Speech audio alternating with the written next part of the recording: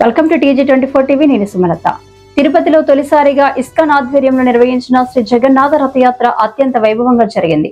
వేలాది మంది భక్తులు హరే కృష్ణ జై జగన్నాథ్ నామస్మరణల మధ్య జగన్నాథుడు, బలదేవుడు, సుభద్ర దేవీల దివ్య రథాన్ని ఘనంగా లాగారు.